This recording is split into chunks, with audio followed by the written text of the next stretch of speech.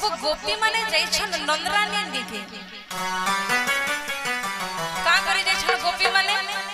भगवान श्री कृष्णकर नारे अभियोग निकरे जाइछन नंदरानी कर पाके सब गोपी माने मिसी करी एकत्रित हे करी काना कहछन गो नंदरानी तुमर पुओ कोला कान्हू चोर सिखुछे तो इठाने जेतके मोर मां बहन छ कार पुओ के झी के चोर बोले के हो करबो के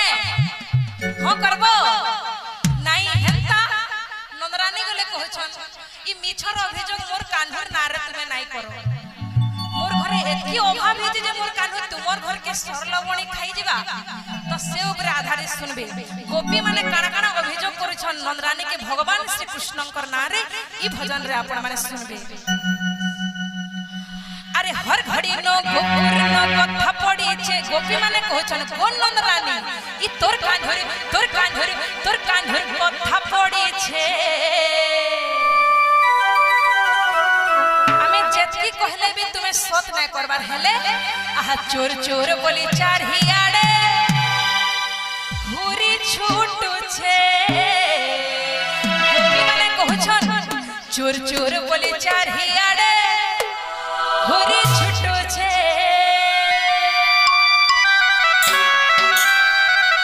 तो आपण माने समस्त हेले गोटे गोटे गोपी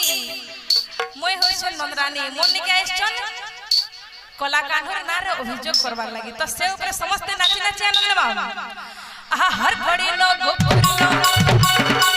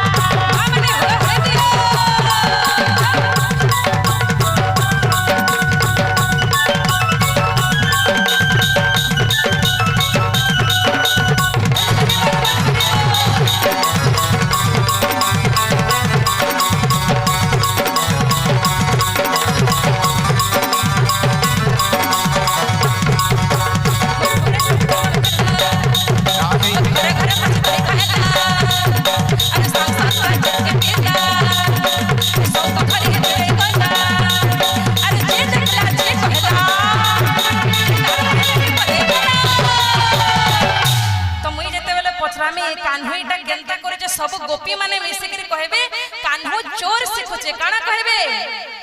कान्हो चोर सिखुचे तो समस्त कहबे वर्तमान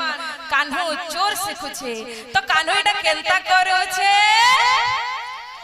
नाही सो पर्यंत करी गोपी माने कहले नंदरानी आटी के सत नहीं करन सब गोपी माने मिसी करी कहबा बेले कानो कला कान्होर कथा जानबे ताकर मां तेन करे सब गोपी माने कहबे चोर सिखुचे तो कान्हो एटा केनता करोछे चोर सिखुचे गोपी माने कहछन अरे जोहर गो मां एंता पिला चलो नहीं चतर पड़े चलो नहीं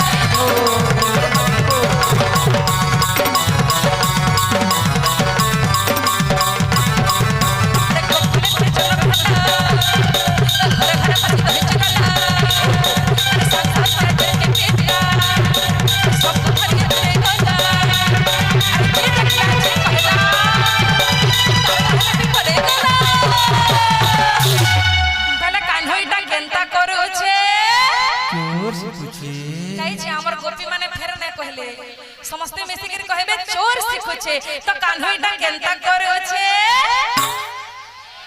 गोपी माने फेर कहछन अरे जोहर गो मां एंता केला चलो नहीं चतर करे चलो नहीं चलो नहीं छे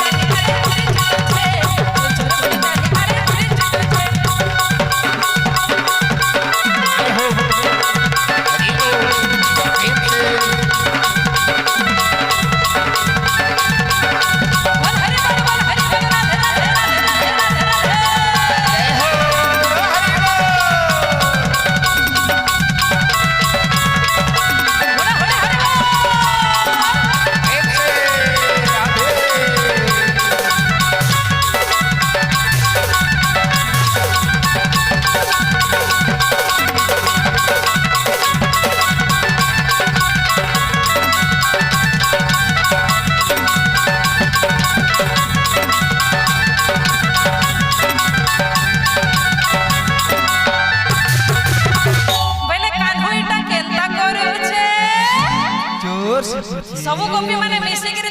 थरे कहबे तो कान्हईटा केनता करूछे इहादे सत्य नंदरानी सत करबे तो कार्यक्रम में समाप्त करबा समस्त हरि बोल भोले देख रही